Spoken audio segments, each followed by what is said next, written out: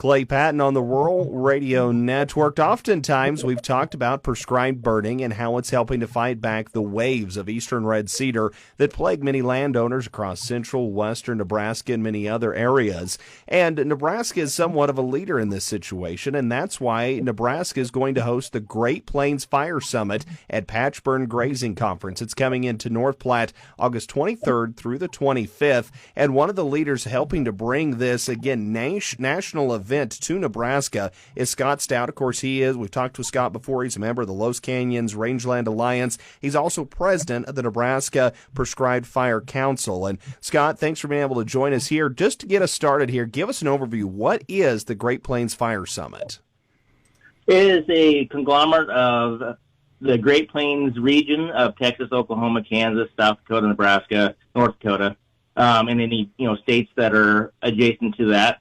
We get together and, we try to share ideas on fire and just push that fire message to people and that how badly it's needed in the area.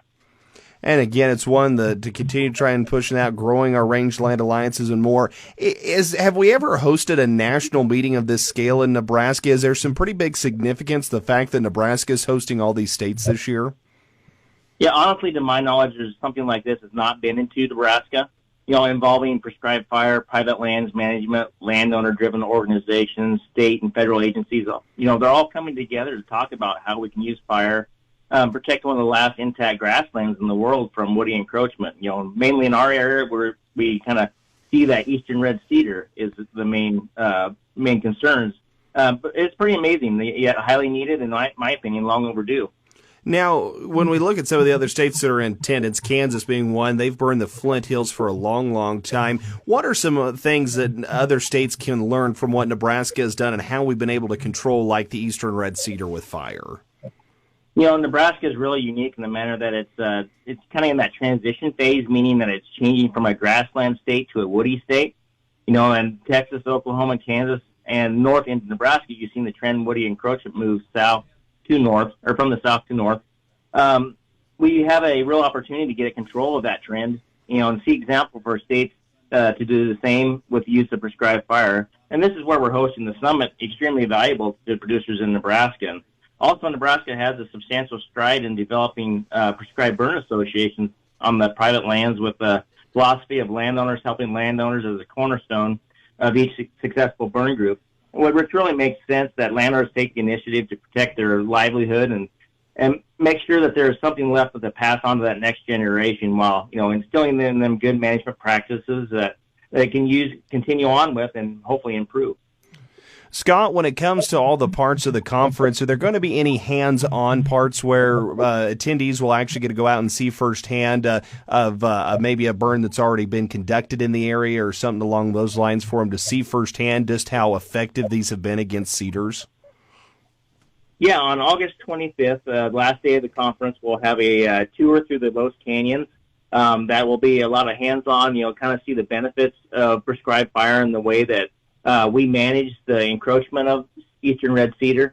They'll be able to go out and see the productivity and see the results of what we've been doing here.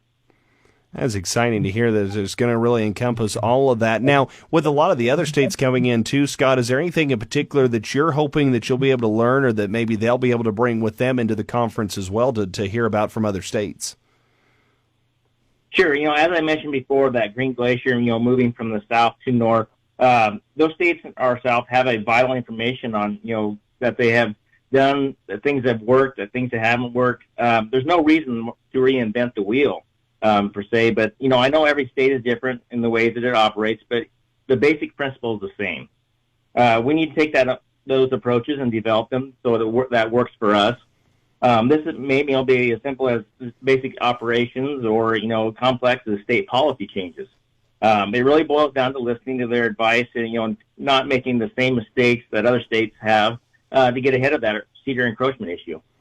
So there's a lot to keep in mind no matter where you're from to come back to this. And let's look for folks in Nebraska as well. I know, Scott, you're a landowner, but you're also president of the Nebraska Prescribed Fire Council, so you've got quite a bit of in-depth experience. For somebody that has heard us talk about it, that is still learning more, that's wanting to see it firsthand, is this the type of conference for them to attend, or is this more driven for those that are maybe a little more experienced in prescribed fire?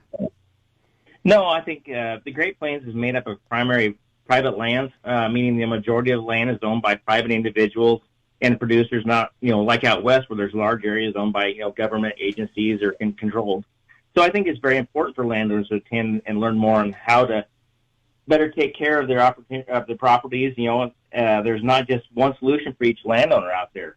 The great thing about Fire Summit is it offers different ways to use fire on their operation. It works for them wherever they are in the Great Plains. There will be a lot of different aspects of prescribed fire, why it's important to landowners, offered in these 3 days. Everything from research, planning, weather, different ways of conducting burns, benefits of fire, tools and equipment used by landowners, agencies, contractors, and differences and the similarities. There'll be a lot of information that I'm sure that I haven't mentioned that pertains to range management and prescribed fire. Scott, in particular, going through all the speakers and all the workshops and things that'll be there, is there one in particular that you're most looking forward to or that you're most excited about? I can't just mention one guy. On the first day of the plenary session, there's two guys that I think they're both really good friends of mine that are just really exciting to listen to. The first being at 2:00, Direct Quidwell from the University of Nebraska, and his presentation will be fire in the last grassland regions of North America. He has done a ton of research in the prescribed fire, and he's been researching in my area since about 2014. If you've never listened to Direct's presentation, you'll need to make a point to find your way there on Tuesday. You may not care about prescribed fire. You may not think you have a cedar issue, but I'll tell you right now, once you listen to him, you'll want to find a prescribed burns organization and help burn some cedar trees after that. And the second one is John Weir from Oklahoma State University. He'll be talking about the impact of prescribed burn associations. John is a never-ending source of prescribed fire information. I think he's been burning for like 150 years or something like that. So I give the poor guy a lot of guff, but in seriousness, John has hundreds of burn associations start underneath him, and he knows what makes them fail and what makes them work. So he really has seen the benefits the association can bring to landowners and state agencies and local fire departments. But I think both of these guys are great. Will be great to listen to. Scott, give us a rundown for folks that want to register. What do they need to do? Where do they need to go? How does this work before we get to, actually it's a week from today, August 23rd. Right. So go to Nebraska or anyfirecouncil.org, and they'll give you all the information. There'll be a flyer of what is conducted through the 3 days. There'll be breakout sessions. There'll be, presentations from professionals and landowners both. In order to get registered, you can go to greatplainsfire.everbright.com and get registered there. Here we're talking with Scott Stout. He is president of the Nebraska Prescribed Fire Council. Scott, thank you so much for your time. Before we let you go, though, final or closing thoughts, important information we've overlooked in the course of our conversation. I really want everybody to understand the threat that woody encroachment like eastern red cedar poses to our operations and livelihood. In the area of southwest Nebraska, Curtis, the threat is painfully obvious that we feel the burden every day from our grazing capacity all the way from our profitability to our operation. We've been using prescribed fire in the area for the last 20 years, so if we could have been, doing that for 30 to 40 the last years ago, it would have been, we would have been that farther ahead.